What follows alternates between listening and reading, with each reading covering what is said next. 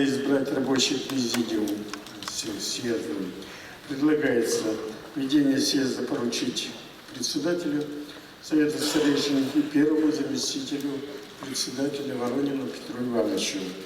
Кроме того, в состав рабочего президиума предлагается избрать главу Республики Хакасия, председателя правительства Республики Хакасия Виктора Михайловича Зимина и председателя Верховного Совета Республики Хакасия Владимира Николаевича Штыгашева. Будут ли возражения по составу рабочего президиума? Нет. Значит, просим тогда членов рабочего президиума пройти за стол президиума.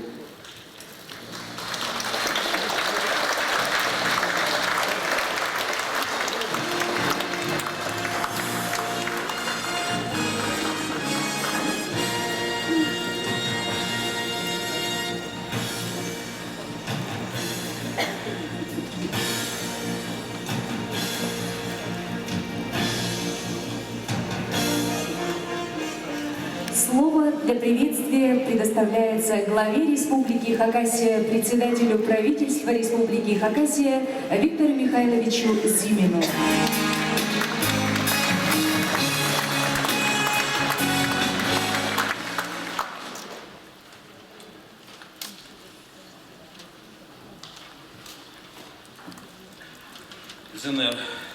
Добрый день, дорогие друзья. Уважаемые делегаты и гости 13-го съезда хакасского народа.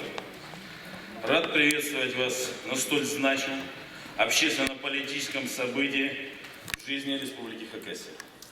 Без сомнения, это важнейшая площадка для обсуждения актуальных вопросов сохранения национального языка, культуры, традиций, развития национальных сел и в целом нашего региона как самобытной территории с глубокими историческими корнями и большим потенциалом. Как глава и житель республики, я убежден, что лучше нашей Хакасии места на земле нет. И я всегда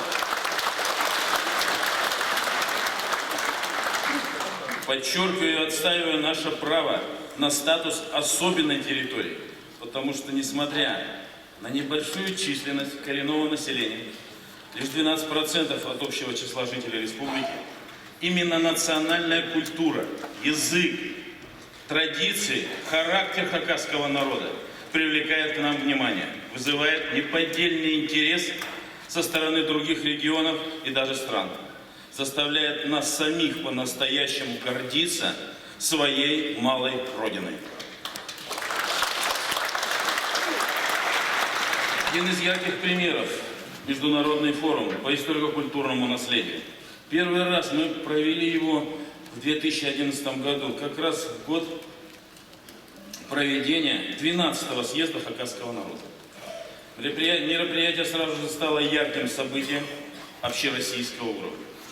С тех пор вопросы сохранения историко-культурного наследия прочно вошли в повестку обсуждения ведущих экспертов, политических и общественных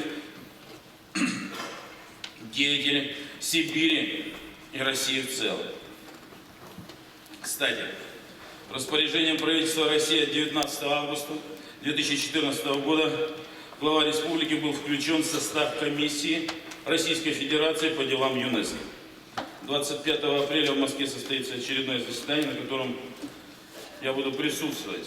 Форум не только поразил наших гостей, познакомив их с уникальной территорией, он стал тем недостающим звеном, который позволил нам убедить федеральный центр начать строить музейно-культурный комплекс, названный именем Леонида Романовича Кызласова. Признаюсь честно, когда в день 20-летия со дня образования Хакасии, как самостоятельного субъекта Российской Федерации, это было 3 июля 2011 года, мы вместе с Хосе Карреросом, Владиславом Михайловичем, Владимиром Николаевичем закладывали символический камень на месте будущей стройки по обязательно традиционному хакасскому обряду. Ну, кстати, с нами были еще самые красивые девушки Хакасии. Хосе Каррерос был удивлен, который потом, коллеги, мы потом проводили наши, по тому обряду, который проводили наши предки, вот когда начинали строить новый дом. Мы еще знали тогда, не знали, извините, тогда как и на какие средства мы будем строить музей. А в этом году мы его уже сдаем. Почти 30 тысяч квадратных метров, концертный зал на 800 мест, древние каменные изваяния, историческая ценность которых превосходит практически все известные археологические памятники мира. Ну это мы так решили. Вот настоящее проявление национальной культуры Хакасии, духовной основы древнего народа.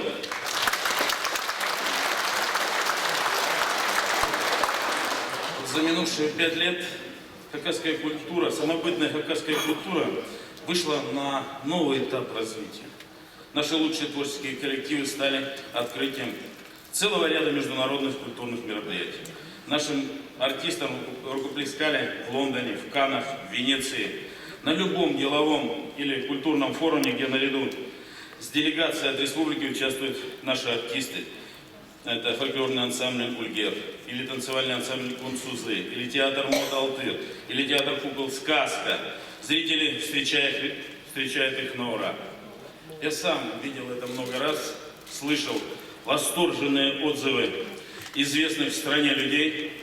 Столь высокий уровень многих республиканских коллективов является ориентиром для других артистов, в том числе и сельских домов культуры. Кстати, с 2011 года мы начали интенсивно строить дома культуры в сельской местности. Введены в эксплуатацию дома культуры и социально-культурные центры в Алах, Сартыков, Козылсук, село Катаново, Матов, Маткечек, Карагай и других. Завершено строительство домов культуры в селах Кагаево и Кожухов, сгоревшие во время апрельских пожаров прошлого года. Были приняты принципиальные решения об увеличении финансирования работников республиканских учреждений культуры. Это и повышение заработной платы, и ежемесячная доплата за звание заслуженных работников культуры Республики Хакасия и Российской Федерации, кстати, народных артистов Республики Хакасия, и дополнительное финансирование творческих проектов профессиональных коллективов. В целом, хотел бы отметить, что стилизованные национальные обряды, костюмы, кухня, национальные праздники становятся по-настоящему популярными среди жителей республики любой национальности. Органично вплетается в канву каждого значимого мероприятия, проводимого в регионе. Это важный шаг в решении блока вопросов, посвященных сохранению и популяризации культурного наследия, которому большое внимание уделяет Совет старейшин и в целом съезд хакасского народа. Не могу не сказать о мемориальном комплексе на горе Самохвал, который был торжественно открыт в канун 70-летия со дня Великой Победы. Проект комплекса разработан по инициативе Совета старейшин и стал настоящим символом памяти обо всех воинах, кто погиб, защищая наше Отечество. В этом главная особенность мемориала. Он объединил разные эпохи, разные столетия единым замыслом. Помнить и почитать память тех поколений героев, кто отдал свою жизнь за свободу и счастье других людей. 5 лет назад мы вместе с вами собирались и говорили о проблемах сохранения национального языка и создания соответствующей образовательной системы. Перед исполнительной властью республики были поставлены конкретные задачи, для реализации которых проведена большая работа. Я особо хотел бы отметить личную позицию Владислава Михайловича Тороса, который всегда очень принципиально, но конструктивно отстаивал интересы коренного населения. У нас всегда был непростой, но именно поэтому результативный диалог. Владислав Михайлович, спасибо большое и за поддержку, и за работу. Лично от себя могу сказать, я не помню такого случая за время моей работы во главе республики, на посту главы республики Хакасия, чтобы меня когда-то не поддержал Владислав Михайлович, Совет старейшин. Я сегодня еще раз всем говорю спасибо за это.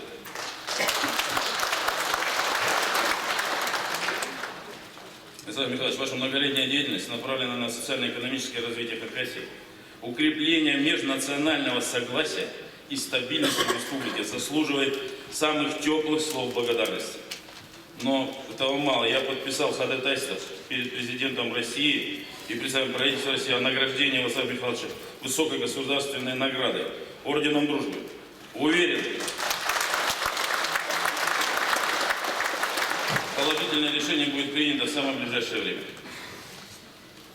Одним из важных результатов проделанной органами власти Республики работы по исполнению наказов президента, указа, а у съезда и Совета старейшин наказа является создание системы изучения национального языка в образовательных учреждениях. В нынешнем учебном году только в городе Абакане хакасский язык изучает в 20 школах. Всего же, начиная с 1 сентября, родной язык учат 77% школьников от общей численности обучающихся детей хакасской национальности. Для сравнения, в 2010 году было чуть больше 60. Я понимаю, что нужно больше делать.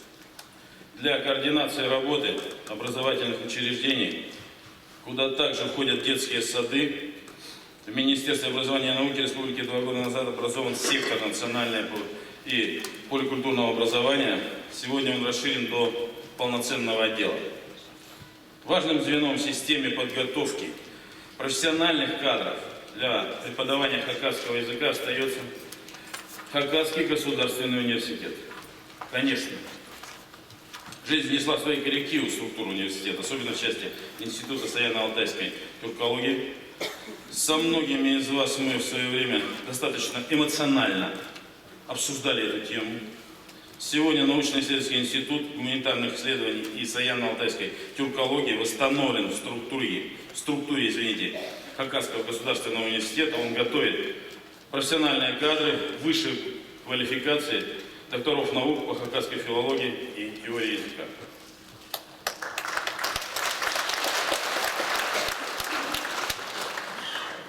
Кроме того, в начале нынешнего года я вошел в состав ученого совета Хакасского государственного университета с главной целью вместе с руководством вуза более тесно участвовать в проведении национальной политики в сфере высшего образования республики. Сегодня на различные специальности, связанные с подготовкой специалистов, именно с учетом национальной специфики ХГУ ежегодно набирается 150 студентов.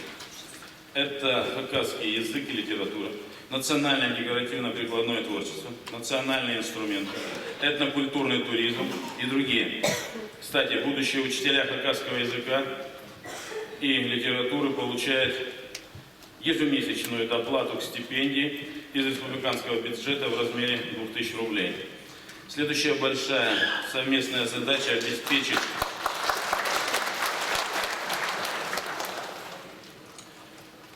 трудоустройство таких выпускников. Это наша принципиальная договоренность с ректором Госуниверситета Татьяной Григорьевной Красновой. И моя личная позиция. Я Татьяну Григорьевну лично благодарю за вклад в это дело. В республике сохранена сеть национальных школ. Мы не допустили закрытия ни одного образовательного учреждения. Все школы Хакасии, в которых организовано изучение национального языка, полностью укомплектованы квалифицированными педагогическими кадрами. Учителя хакасского языка получают доплату в размере 15% должностного оклада из республиканского бюджета. Создана система поддержки одаренных детей в области хакасского языка и литературы. В течение 5 лет проведена серьезная работа по разработке и изданию и внедрению в учебный процесс учебников и учебных пособий на хакасском языке. Издано 19 наименований учебников из 36 наименований учебных пособий. Наши образовательные издания вошли в федеральный перечень учебников. Кстати, среди национальных регионов, кроме нас, это удалось сделать еще лишь 2 регионам – Татарстану и Якутии. Эксперты Российской академии образования высоко оценили качество хакасских учебников, отметив, что в регионе созданы все необходимые условия для получения образования на родном языке. Но я знаю, что Совет старейшин требований выше ставит. Особенно важно создание условий для сохранения национального языка для малых и отдаленных сел. Начиная с 2013 года в Хакасии действует программа поддержки таких сел. Сегодня она охватывает больше 100 населенных пунктов. За первые 2 года на поддержку малых сел было направлено 132 миллиона. И только на этот год и следующий мы направляем еще 200 миллионов. Начиная с 2016 года действие программы продлено еще на 3 года. Каждый орган исполнительной власти республики курирует определенное количество поселений с тем, чтобы куратор был у всех участников программы. Вот сегодня у нас и федеральные структуры подключились к этой работе. Виктор Иванович, благодарю вас за это. И всех руководителей, кто взял кураторство над малыми селами. Я считаю, это государственная задача. Если говорить в целом о сельском хозяйстве, то с самого первого дня своей работы в должности главы республики считаю его главным приоритетом развития.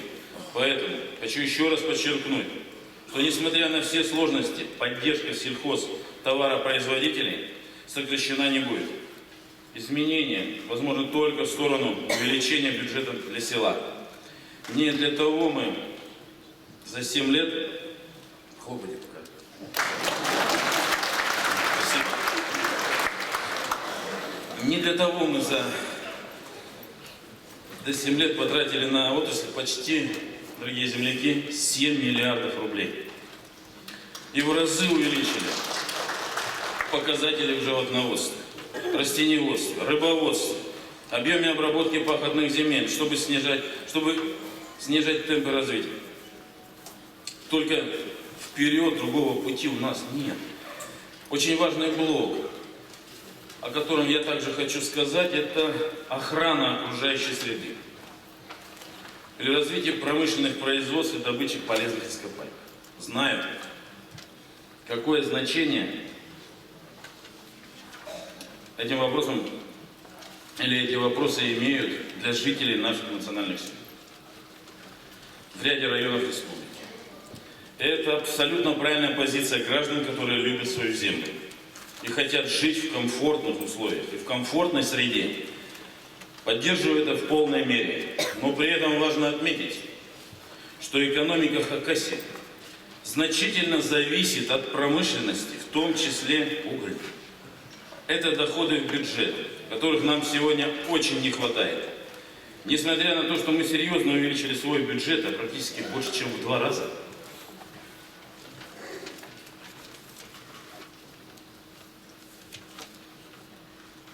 Если учитывать число жителей, мы опережаем по уровню бюджетной обеспеченности Новосибирскую, Кемеровскую, Омскую, Иркутскую область и ряд других субъектов Сибирского федерального округа. При этом за последние годы мы ввели больше сотни социальных объектов, включая десятки ФАПов, амбулаторий, детские сады, дома культуры, школы и так далее.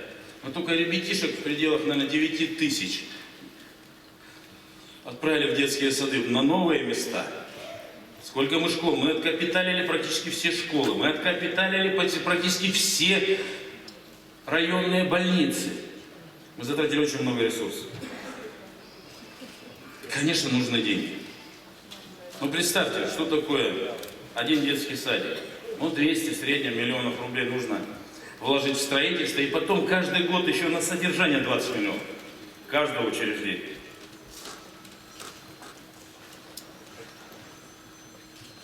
Сегодня каждый объект нужно содержать, включая эксплуатационные расходы и зарплату персонала. Нагрузка на бюджет серьезно увеличилась, и с этим тоже нужно считаться. Но вопросы экологии были и останутся на первом месте, поэтому я готов слушать, слышать, самое главное, вас с теми требованиями, которые будут выдвигаться. Вот сейчас, например, прокуратура Республики Хакасия ведет проверку практически комплексную всех разрезов. И если нарушения будут выявлены, мы будем добиваться их обязательного устранения. Более того, любое крупное производство на территории республики может быть размещено и может работать с учетом всех требований и норм природоохранного законодательства. Но оценку таким процессам должны давать только специалисты. Потому что, повторюсь, мы не можем совсем отказаться от промышленности. Республика иначе просто не сможет развиваться. Поэтому серьезно усиленное внимание к вопросам экологической безопасности на производстве, охраны окружающей среды, структуре исполнительной власти региона, а именно профильного министерства. Недавно был назначен новый руководитель, перед которым поставлен ряд дополнительных задач. Кроме того, я по-прежнему буду добиваться внимания со стороны недропользователей местному населению. Я помню те наказы и Паршана. Дорогие земляки, помню. Я знаю свои обязательства. Также приоритетного трудоустройства